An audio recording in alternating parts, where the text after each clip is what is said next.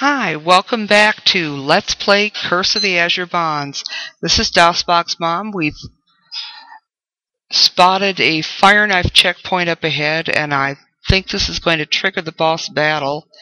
So just before this, we encamped, cast a few protective spells, found out the hard way that enlarge is not going to help the cleric. And now let's step ahead. You are at a checkpoint. The fire knives demand your immediate surrender. Do you surrender? Yes, you are being taken to their leader. You meet the leader of the fire knives. With a sinister sneer he speaks, and you record it in journal entry 11. Your arrival is well timed. We expect the king to fall into our backup track. It's unfortunate that you attacked the wrong target, but let me introduce the man you tried to kill. He gestures over to two prisoners tied up against the wall. One is a thin, bearded man. The other is a young woman with a tattered purple sash. The man you tried to kill is Gyogi Wyvernspur, an excellent mimic. Turning to Gyogi, perhaps you could give us another rendition of the king's voice. Gyogi looks at you and blanches. Oh, so let me introduce the woman who made the king's arrival possible, Princess Nikasha. At this point, the princess slips her bond, sweeps up a handy club, and brains the leader. Quick, she yells, dispose of his guards before the leader can invoke your bonds. Or evoke your bonds. And a battle begins. Okay, and the haste did take effect. And let's move. And this would definitely be a time to try out some of those area effect spells, like Fireball. And I see they do have a mage.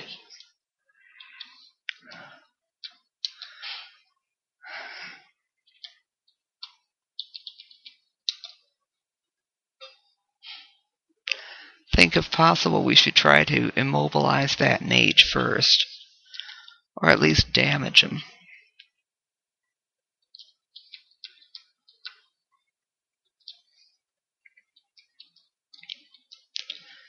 Okay.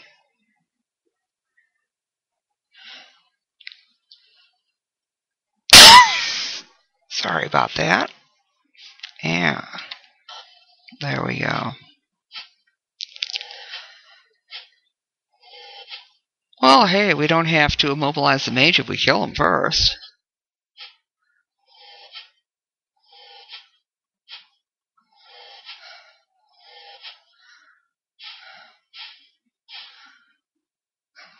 Okay, let's try to immobilize the fire knives that are the furthest away. Actually, I could have had her use the necklace of missiles. Oh well.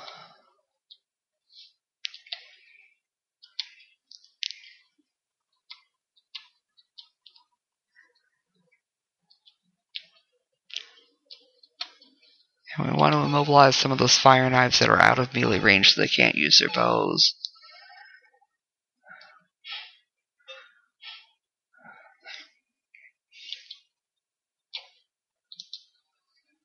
And she can't use a spell. I don't like using potions where I don't know what they are.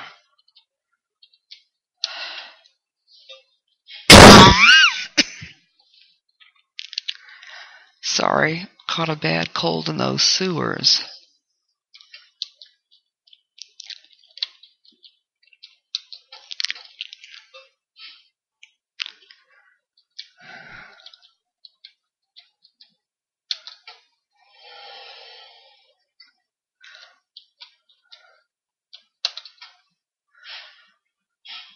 Yeah. Well, Ice Storm will do too.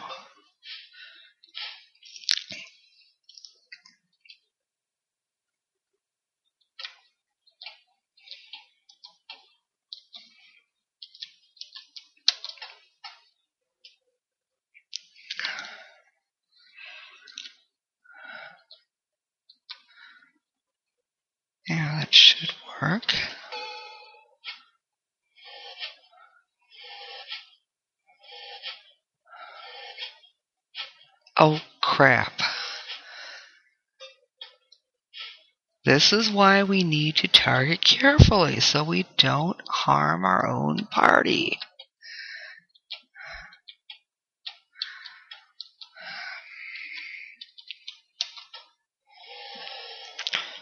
Fortunately, Ice Storm doesn't usually do as much damage as Fireball, so especially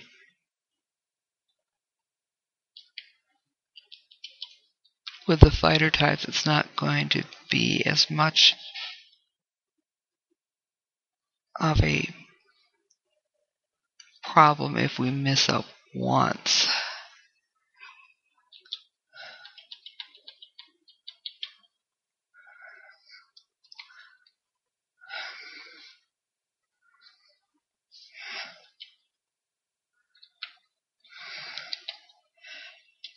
Yeah.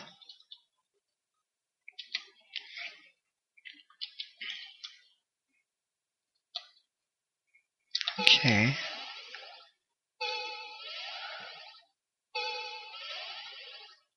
Okay, all the fire knives that are out of melee range have been immobilized now.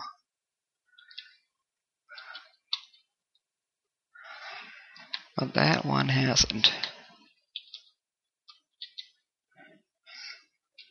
So we'll use a magic missile on him.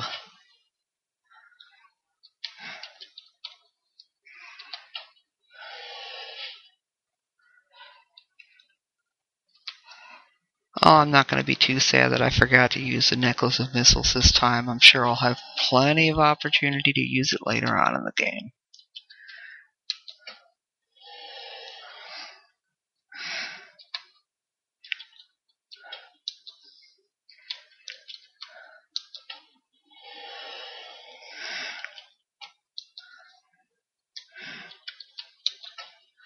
That should be the last of them. Yep, that was.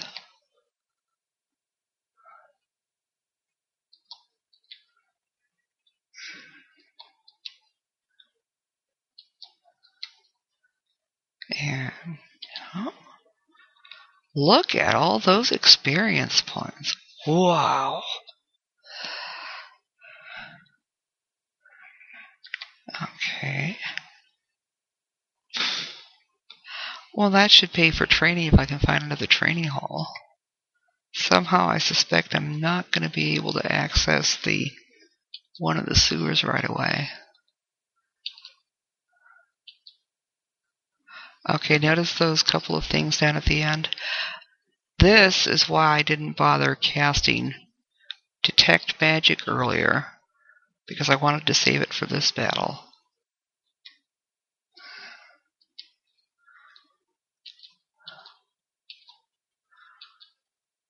Yeah, see, scale mail and a two-handed sword. Okay, I'll have the ranger take the scale mail and the sword, and some of those arrows. Ooh, some darts for our mages.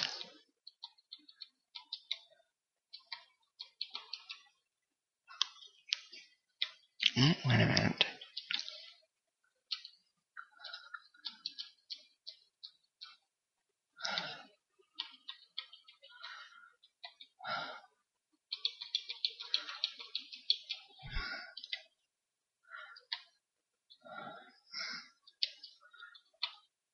First take the darts.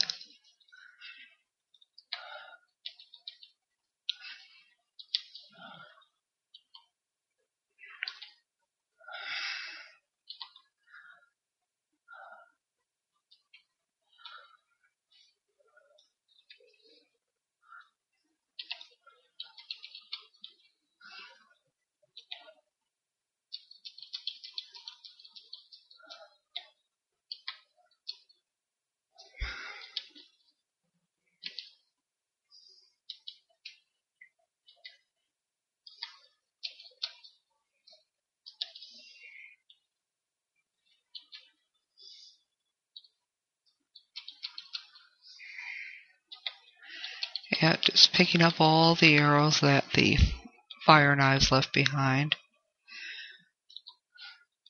And there's more. Let's share that gold.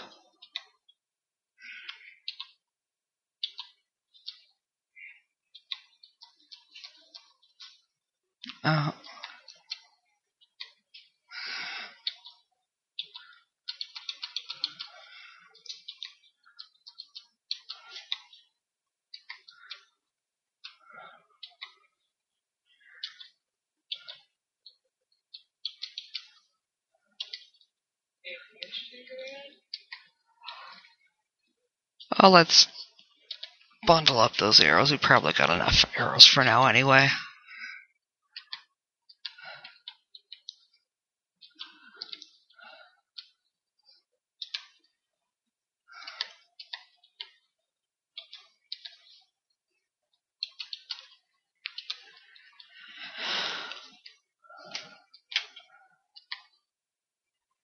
And she can't heal anybody just now.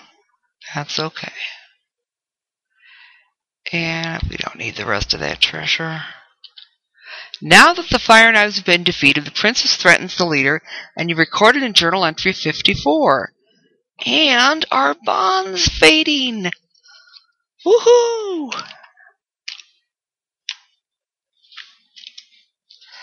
So let's see what journal entry 54 has to tell us.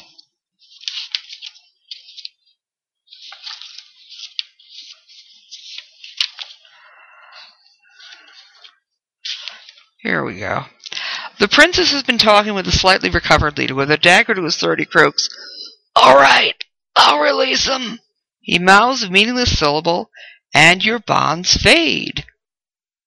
Just as you set about freeing Geogi, the room shakes, and you recorded in journal entry 53. Suddenly, the roof vaporizes, and King Azun, his wizard Vandegast, and a troop of royal guards descend into the room. One of the guards points at your party and says, "Those are the ones who tried to kill you, Your Highness." The princess leaps up and stands between you and her father. "They were under the fire knife's control.